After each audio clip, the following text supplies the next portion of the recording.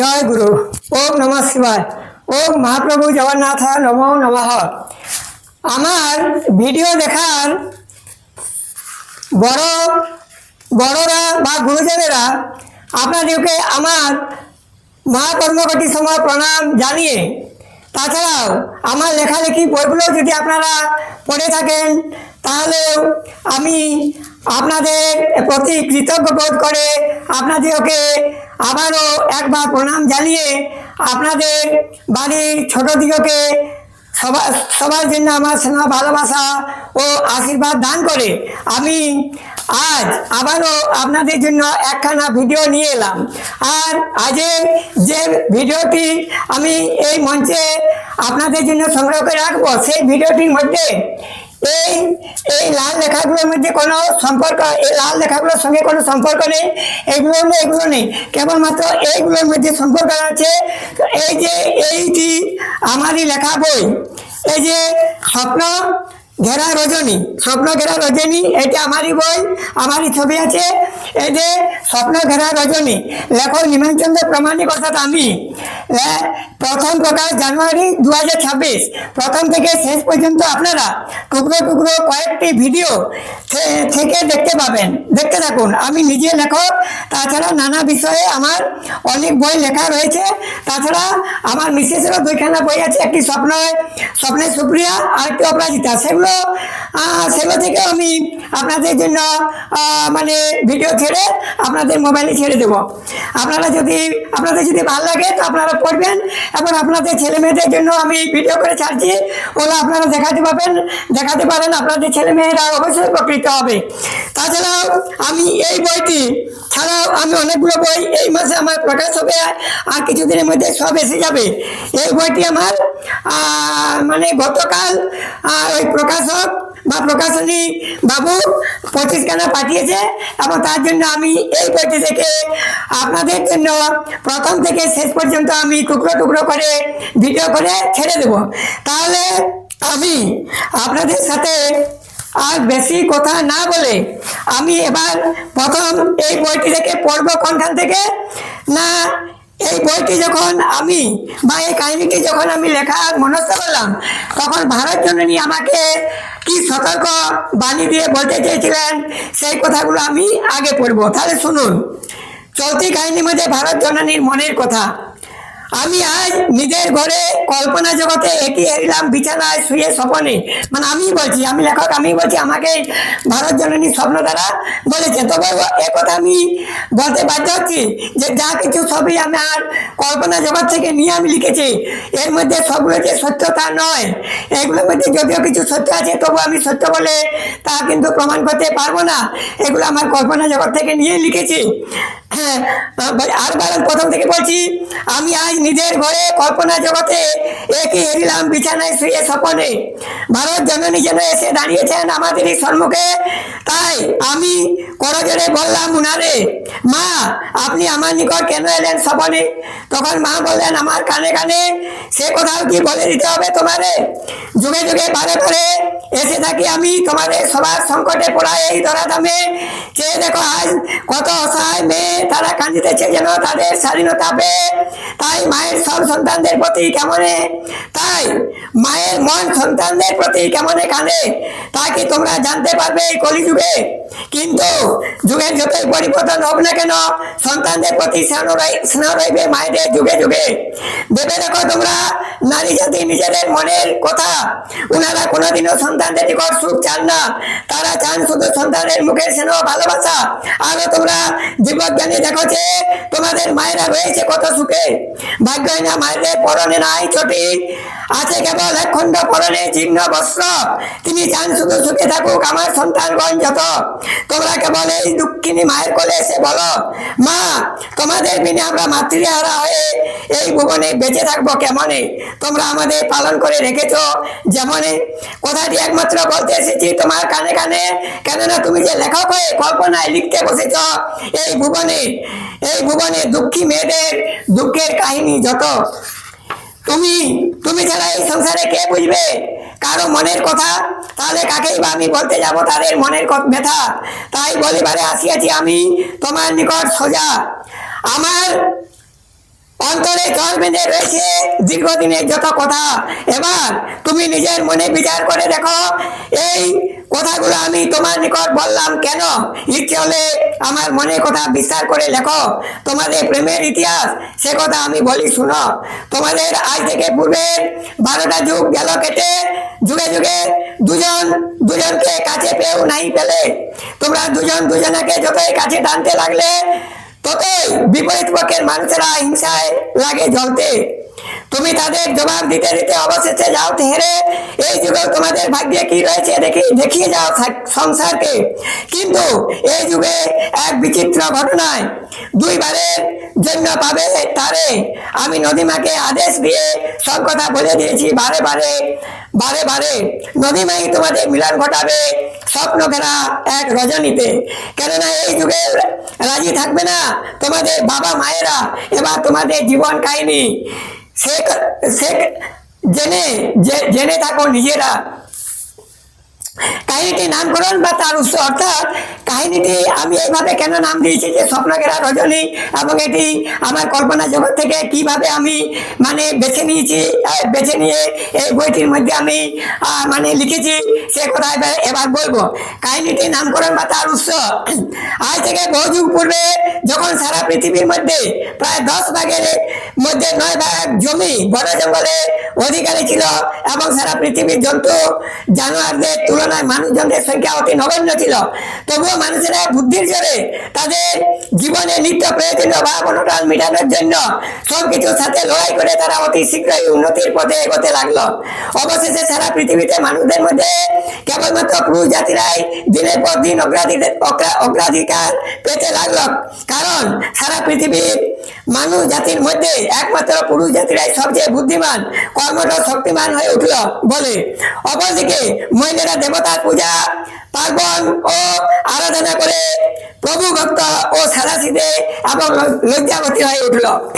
তাছাড়া এর আগে আমি আমার লেখা কিছু কিছু বইয়ের মধ্যে অনেক স্থানে বলেছি, সাদাসিধে হওয়া ভালো কিন্তু অতিরিক্ত নয়, কারণ অতিরিক্ত সাদাসিধে হতে গেলে সমস্ত জীবের স্বভাব অনুযায়ী মানব জাতির ক্ষেত্রেও তাকে সবার নিকট অবহেলার পাত্র হতে হয় বা মজা ঠান্ডার শিকার হতে হয়, যার জন্য তাদের সারা জীবনে চোখের কোনায় কোনায় অভিমানের অশ্রু ফেলা ছাড়া আর অন্য কোনো সুখের ছায়াও দেখা যায় না।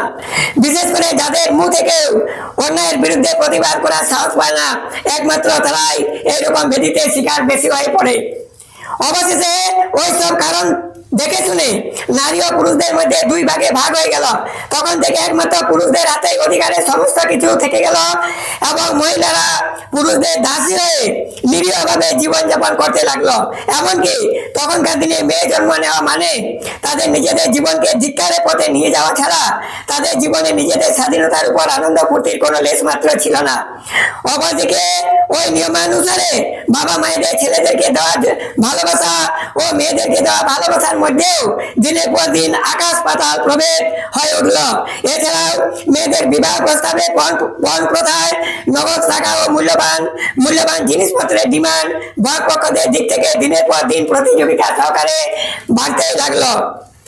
এইভাবে ওই পণ প্রথার কারণে তো অসংখ্য কন্যাদের বাবা ও মায়েদের জীবন এই সুন্দর পৃথিবীর সৌন্দর্য উপভোগ করার পরিবর্তে উনাদের জীবনকে আত্মহত্যার মুখে ঠেলে নিয়ে যেতে বাধ্য হয়ে পড়ত। ছেড়ে আসা ওই কথাগুলোকে নিয়ে কয়েকটি পরিবারের কাহিনী এই বইটির মধ্যে লেখা হবে বা হয়েছে।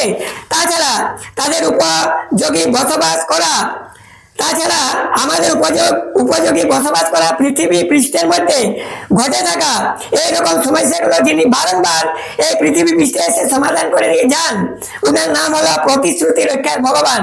কিন্তু এই কাহিনীটির মধ্যে প্রতিশ্রুতি রক্ষার ভগবান হলেন নদীমা।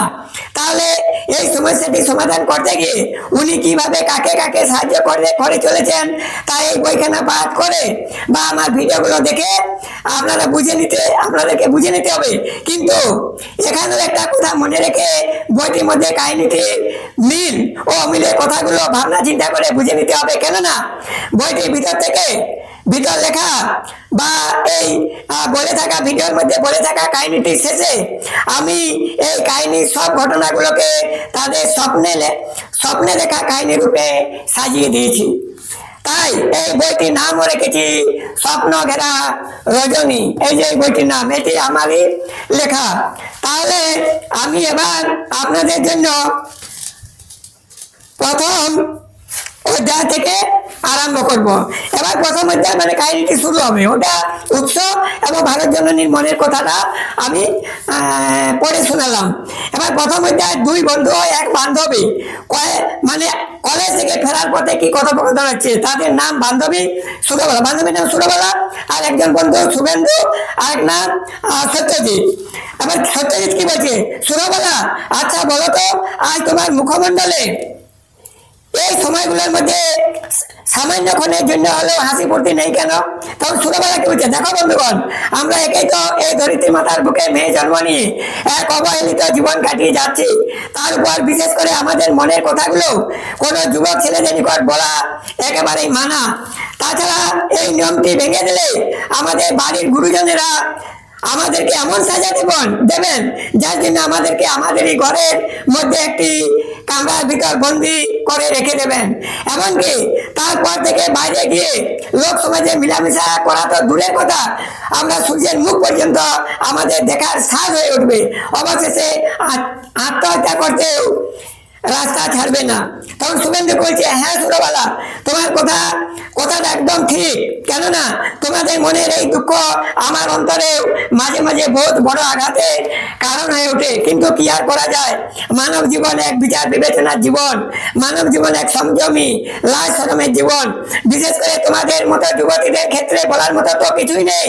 তাছাড়া এটাই হলো সারা দুনিয়া সংসারে ছেলে মেয়েদের প্রতি বাবা মায়েদের করে দেওয়া এক মজবুত নিয়ম। তাই আমরা যত চেষ্টা করেও এই নিয়মকে কিছুতেই ভাঙতে পারি না। সত্যজিৎ কি বলছে, দেখো শুভেন্দু, তোমার মুখ থেকে আজকের দিনে অন্তত এত দুঃখজনক কথাগুলো আমার কানে শোনাবে না। কেননা জীবন তো সবারই সমান। তাহলে মায়েদের একই গর্ভে জন্ম নিয়ে ছেলে ও মেয়েদের মধ্যে স্নেহ ভালোবাসার মধ্যে কম বেশি হয় কেন? তুমি ভাবনা চিন্তা করে বলো শুভেন্দু, মানুষের পেটে মানুষ জন্ম নেওয়ার পরও বাবা মার নিকট মেয়েদের ভালোবাসার অধিকার কম? এমনকি পড়া মাখা খাওয়া বাড়ির কাজকর্ম করা সব অধিকারের ক্ষেত্রে মেয়েদের চোখে জল ফেলতে হয় কেন? তখন ছোটবেলা কি বলছে, ইস আমি আজ কি করলাম।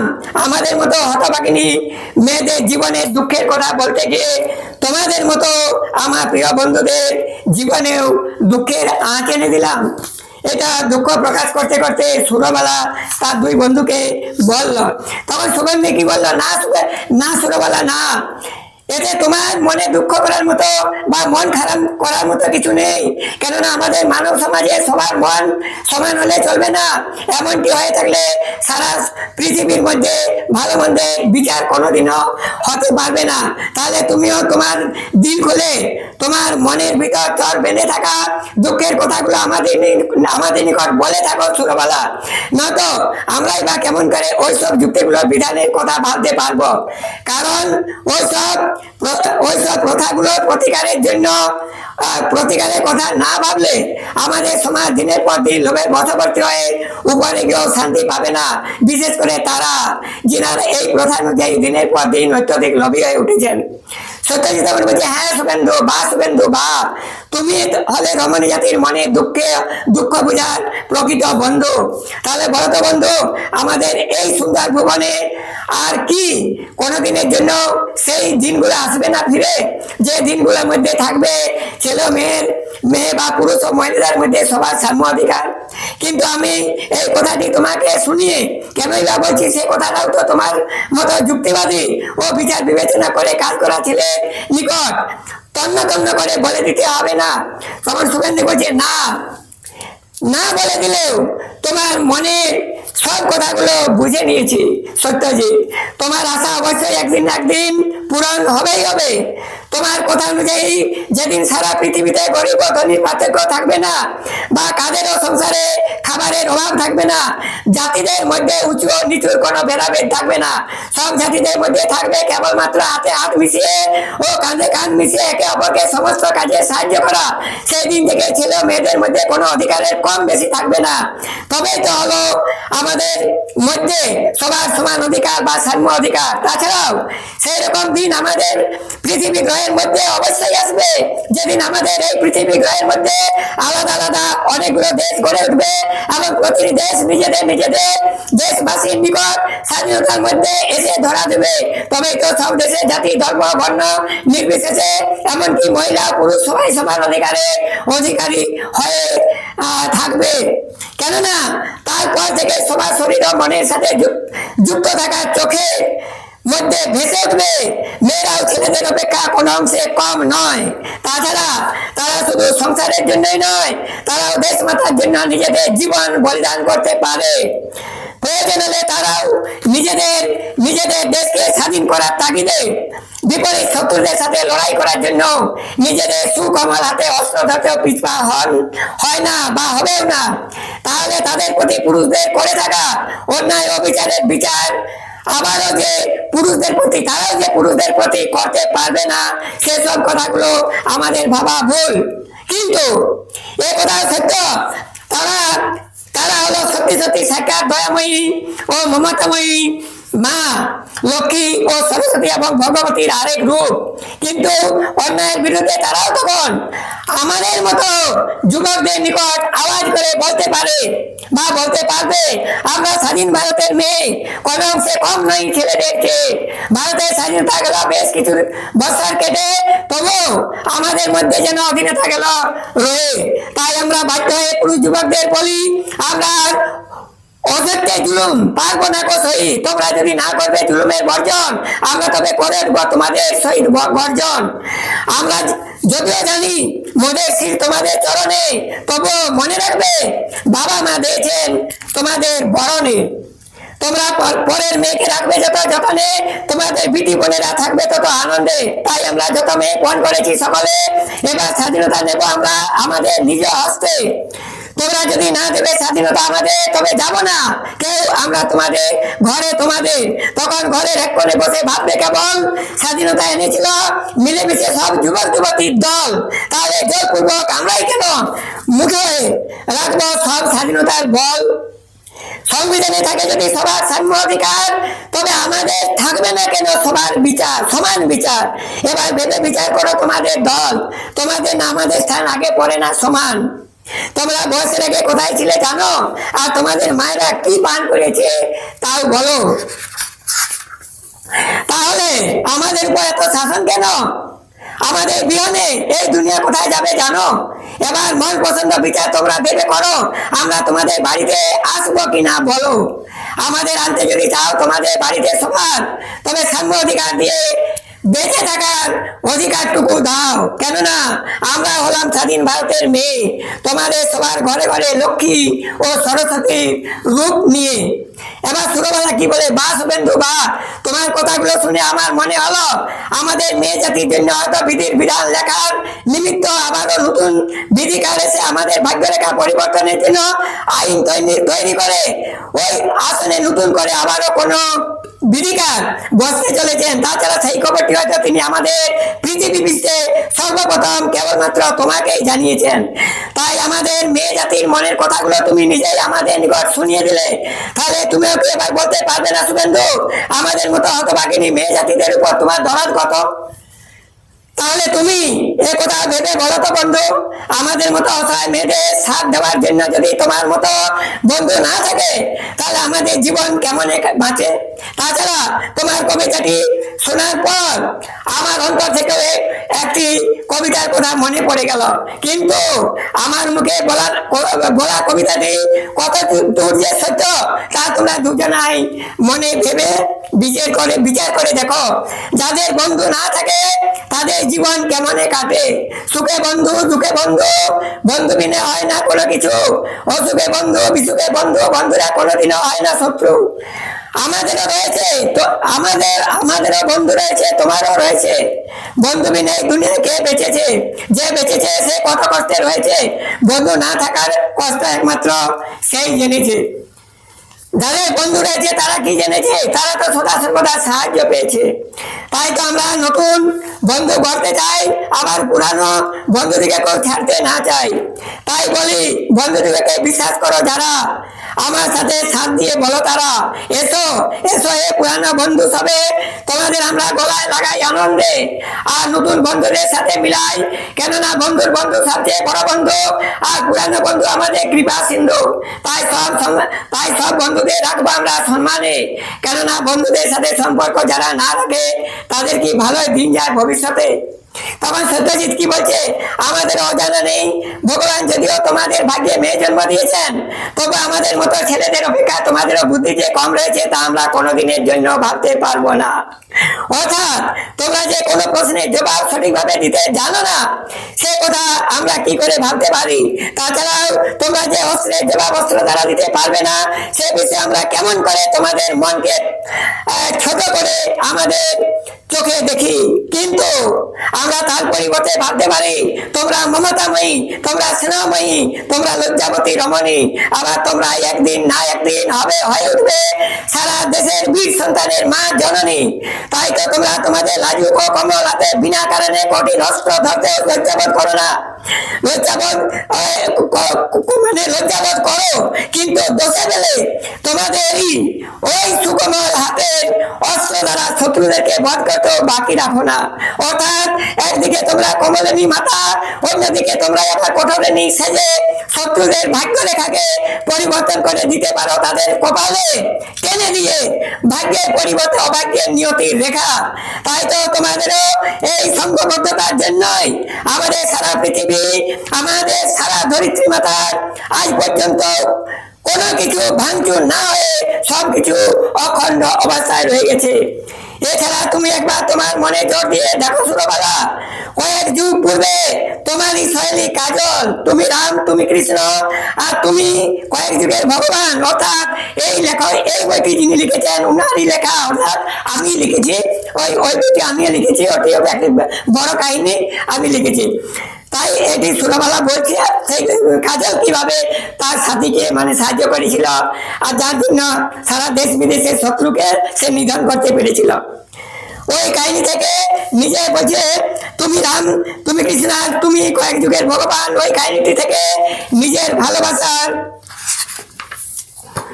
মানুষটিকে পাওয়ার জন্য দীর্ঘ 12 যুগ পর্যন্ত হিমালয় পর্বতের বুকে নিজের আত্মাবেশ ধারণ করে যোগ সাধনায় লিপ্ত হয়েছিল, এবং যার জন্য বা কাজলের ওই রূপ যোগ সাধনার জন্যই সত্যব্রত নামে যুবকটি 12 যুগ তক বেছে বেছে সমস্ত দেশের শত্রুদের সংহার করতে পেরেছিল। তাহলে সুরবালা, তুমিও কি একথা মানতে বাধ্য হবে না? প্রেম প্রেমিকাদের ভালোবাসার টান এক অপরিসীম, আর যে টানের জন্য তাদের মন ও শরীরের শক্তি মাঠ পদ্মগুণ বেড়ে যায়। তাছাড়া তুমি একবার ভেবে দেখো সুরবালা, পৃথিবীর সব দেবতারা একমাত্র তোমাদের হাতেই সন্ধ্যা মালনি জাগ্রত হয়ে ওঠে, এবং প্রতিটি মন্দিরে দেবতারা একমাত্র তোমাদেরই সরল মনে নিয়ে যাওয়া পুজোর অর্ঘদানে সংসারে সবাইকে আশীর্বাদ দান করে অক্ষুণ্ণ রাখেন। তাহলে জপ তপ এবং প্রেম ও ভালোবাসার মাধ্যমে আমাদের সকল মনোবাসনার কর্ম যদি সুষ্ঠুভাবে সম্পন্ন হয়ে থাকে, তাহলে আমরা কেনই বা জোরপূর্বক সেই কর্মগুলো কাউকে করতে যাব? শুধু তাই নয়, তুমি আরো ভেবে দেখো সুরবালা, তোমাদের বিহনে আমাদের মতো পুরুষেরা একদিনের জন্য হলেও শান্তিতে দিন কাটাতে পারবো না। এমনকি আমরা একদিনের জন্য হলেও নিজেদের পেটের জ্বালার উদর নিজেরা ঠান্ডা করতে পারবো না। তাহলে এই ধরিত্রী মাতার উপর ভগবান কর্তৃক তোমাদের দান এক অপরিসীম ও মূল্যবান, যা একমাত্র তোমরাই সবার জীবন সতেজ ও সবুজ করে রাখতে পেরেছ। তবুও তোমাদের প্রতি এত বিচার কেন? এছাড়াও আমাদেরই আরেক বান্ধবের মুখে আরেকটি কথা আজ তোমার নিকট না বলে থাকতে পারলাম না, তবু কিন্তু তার নাম বলছি না। কেননা এসব বিষয়ে কথাগুলো শোনার জন্য দেওয়ালেরও নাকি কান খোলা থাকে, তবুও কিন্তু আজ তার মুখের কথাগুলো তোমার নিকট না বলে থাকতেও পারছি না। সেই কথাটি হলো, আমাদের এক বান্ধবী আজ থেকে সামান্য কিছুদিন পূর্বে আমাকে বলেছিল, বন্ধু তোমাদের মতো ছেলেরা সবাই টালকা না, কেননা তোমরা প্রেমের কথা বুঝো না। কিন্তু সেদিন তার চোখের সামনে মাথা তুলে আমি তার কথার কোনো জবাব দিতে পারলাম না। তবে কিন্তু পরের দিন থেকে বুঝিয়ে বলেছিলাম, তোমার মুখের কথাগুলো এত অসহ্য নয়, তোমার কিন্তু মনের ভিতর ভয়। কেননা এইসব কথাগুলো আমাদের অভিভাবকদের কানে পৌঁছিলে দুজনাকে গ্রাম থেকে দূরে কুড়ে ঘর বেঁধে বসবাস করতে হবে, বাবা ধন সম্পত্তি থেকে বঞ্চিত হতে হবে। তাছাড়া আমি তাকে আরেকটা কথা বলেছিলাম, তোমাদেরও আমাদের মনের ভিতর বালুর মতো চর বেঁধে জমে থাকা এই ধরনের ভাবনা চিন্তাগুলো পূরণ করার জন্য আমাদেরকে বারে বারে কয়েক জনম তক এই পৃথিবী গ্রহ পৃষ্ঠের মধ্যে জন্ম নিতে হবে। তবে আমাদের মধ্যে একের পর এক বন্ধু বান্ধবদের এইরকম মনোবাসনাগুলো পূরণ হতে পারবে। কেননা আমার দেখা স্বপ্ন বিষয় হবে না, কিন্তু কবে সে কথা আমি জানি না। তবু তোমায় বলি শুনো, এই পৃথিবী পৃষ্ঠের মধ্যে ভালোবাসা ছড়ানো রানী ওনার আবির্ভাব হবে। তাহলে আমি এই যে এরপর থেকে এই মানে কাহিনীটি যতদূর পড়লাম, এই সত্যজিতের কথা আধুরা রেখেছিলাম। তারপর থেকে আমি আরেকটি ভিডিওর মধ্যে জুড়ে আপনাদেরকে আমি কিছুক্ষণের মধ্যে শোনাবো। কেননা এই ভিডিওটি আর বেশি বড় করতে গেলে ভিডিওটি মানে বন্ধ হয়ে যাবে, তাহলে আধুরা ভিডিও দেখার মতো আপনাদের ভালো লাগবে না। তবে এই ভিডিওটি সমাপ্ত করার পূর্বে আমি আপনাদের বড়দেরকে আবারও আমার মহাপরমাকটি প্রণাম জানিয়ে বলতে চাই, আপনারা ভালো থাকুন, সুস্থ থাকুন এবং বিনোদনে থাকুন, এবং আপনাদের ছেলে মেয়েদের দিকেও আমার ভিডিওগুলোর মানে পড়ার ভিডিওগুলো দেখাতে পারেন, বা তাদেরকে আপনাদের ভিডিওগুলো দেখাতে পারেন। অবশ্যই তারা উপকৃত হবে, কেননা এটা হলো আমার শিব বাবার নিকট চেয়ে নেওয়া বর, এবং আমাদের বিদ্যার অধিষ্ঠাত্রী দেবী মা সরস্বতীর নিকট আমাকে স্বপ্ন দেওয়া বর।